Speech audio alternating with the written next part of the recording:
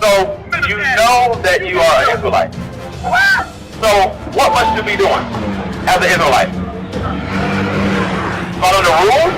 Okay. Being an Israelite, there are certain things that are required of us. You can't just say, oh, I'm an Israelite and still live the same way that you've been living. Are we cursed in the city as a people? Our neighborhoods are called hoods and ghettos. A proverb is a wise saying. If you want to hide anything from a nigga, where you put it? How come you know that? It's because we have become we can actually go into the Bible and actually decipher what God is actually telling his people, because there's a difference between God's people and everybody else.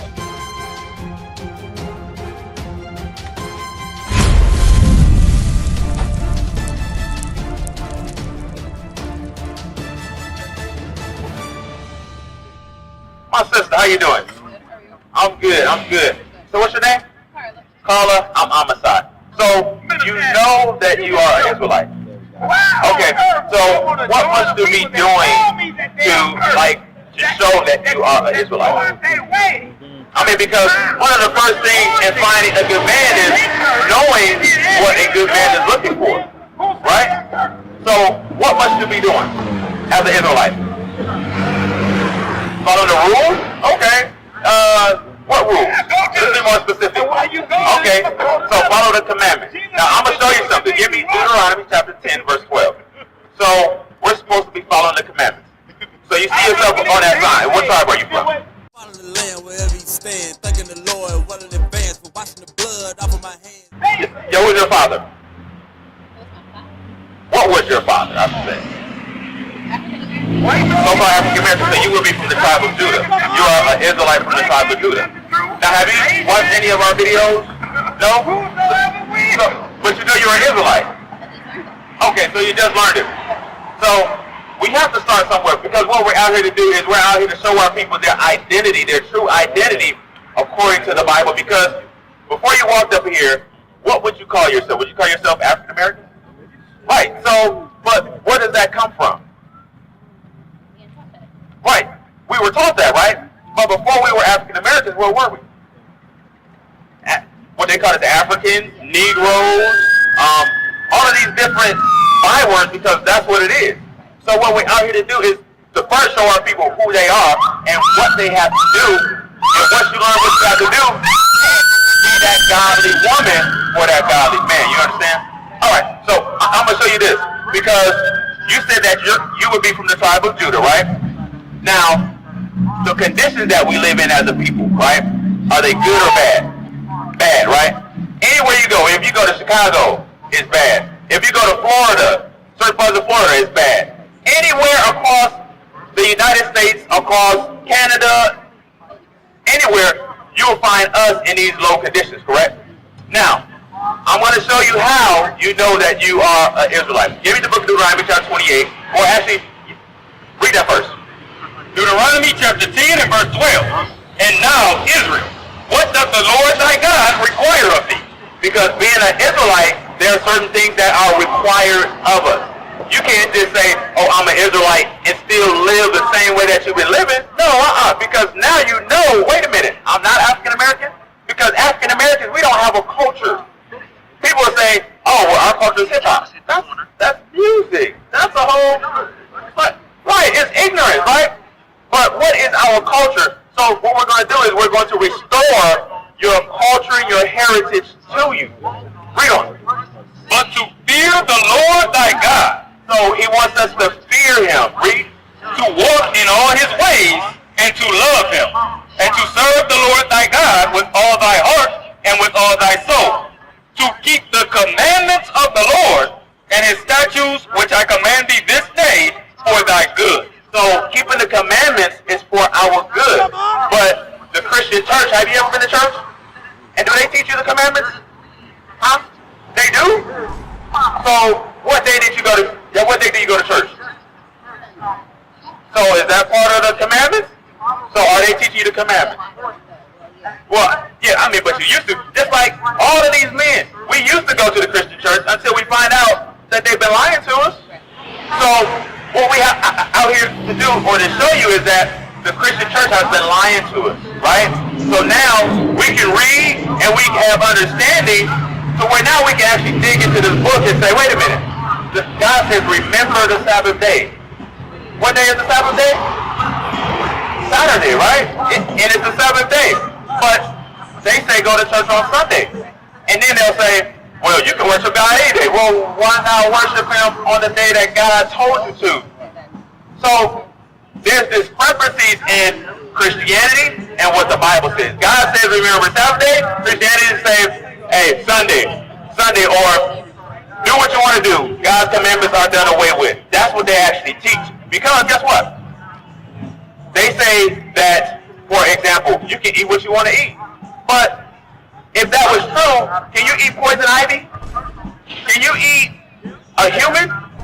No, you can't. You know what I mean? So God has given us certain things to where we have to follow them for us to live long and a prosperous life and eventually get to the kingdom of heaven. Hey, what's happening? Oh, you ain't subscribed yet? Look at this guy, man. You ain't right, man. Press the button. Press the button. All right? So I'm going to show you how you know that you are an Israelite. Give me Deuteronomy chapter 28 and read verse 15. Deuteronomy chapter 28 and verse 15. But it shall come to pass, if thou wilt not hearken unto the voice of the Lord thy God, to observe to do all his commandments and his statutes, which I command thee this day, that all these curses shall come upon thee and overtake thee. So this is Moses. He's speaking to the Israelites. He says, if you listen and do the commandments, or if you don't listen and don't do the commandments, you would be cursed as a nation of people. Now, we can both agree that we're cursed as a people, right? So we're going to read through some of these curses to identify who Moses is actually speaking to, because this was written over 3,000 years ago. So this is a prophecy. A prophecy means something is written aforetime, but doesn't come to pass to future tense, right? Read on.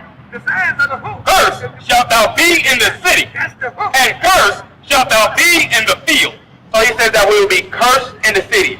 Are we cursed in the city as a people?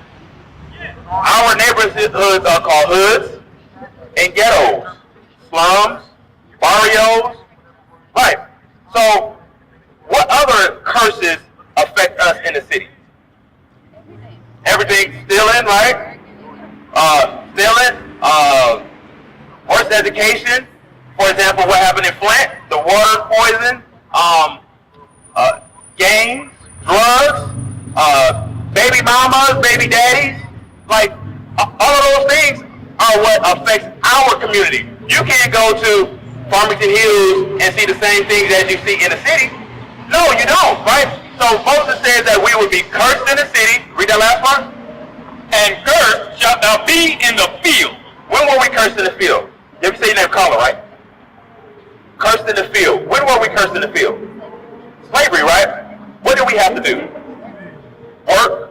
I mean, was it a regular 9 to 5, or was we like picking cotton, sugar cane from sun up to sundown, right?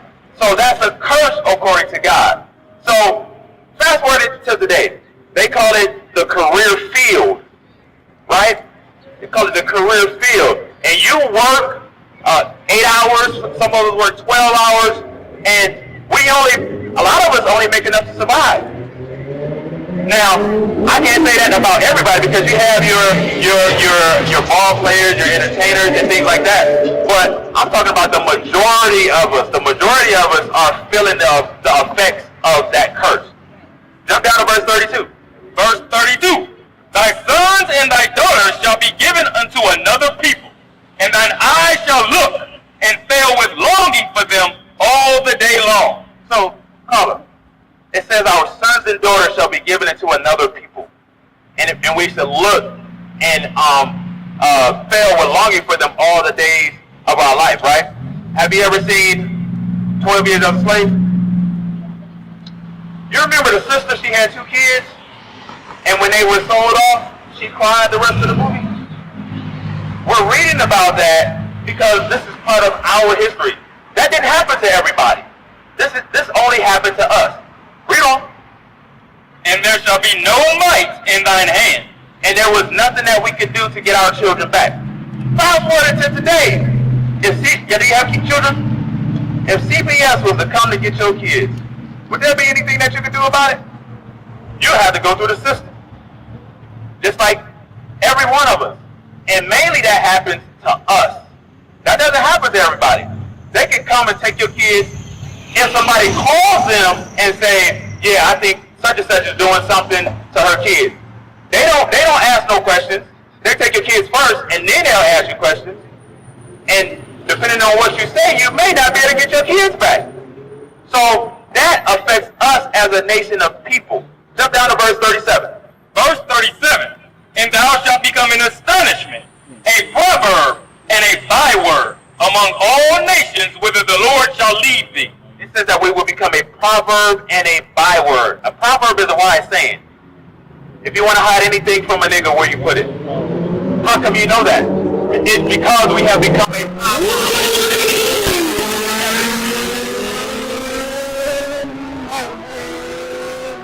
We have become a proverb, and a byword is anything outside of what God calls it. For example, African American. Bi means two, right? African American. That's a byword. And before that, we were Afro-Americans. That's a hairstyle, right? So, if you notice, our nationality has changed multiple times over the years to where we can no longer connect ourselves with anything, right? Because during slavery, what happened? Like as far as, if you remember Ruth, Kunta Kinte, what did they change his name to? If you remember Toby? So remember, they said, we gifted you a name. And they beat him until he accepted it. So now, he discontinued from his name, his culture, all of that. So now, when we ask our people who you are, you can only say what they told us, right? But now, we have the Bible. And we can actually go into the Bible and actually decipher what God is actually telling his people, because there's a difference between God's people and everybody else. Across the earth, the prophets move. From city streets to distant lands, the message is the same. Israel must rise. Through every quest, every journey, the truth spreads. No border can contain it. No distance can silence it. Our nation lives in every moment. In joy, we celebrate marriages. In sorrow, we honor our dead. On the Sabbath, we gather as one. Families rejoicing together, bound by the commandments of God. Yet are we tried. From the stones in Kenya to the hatred in Montana, we endure as a soldier of the Lord. And still, the mission expands. On the airwaves, on the screens, in every nation under heaven, Israel's voice is heard. We build our communities. We raise our children in royalty. We restore what was broken. We clean what was defiled. We show the world who we are.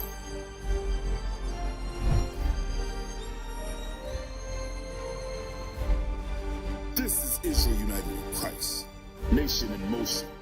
Nation endures.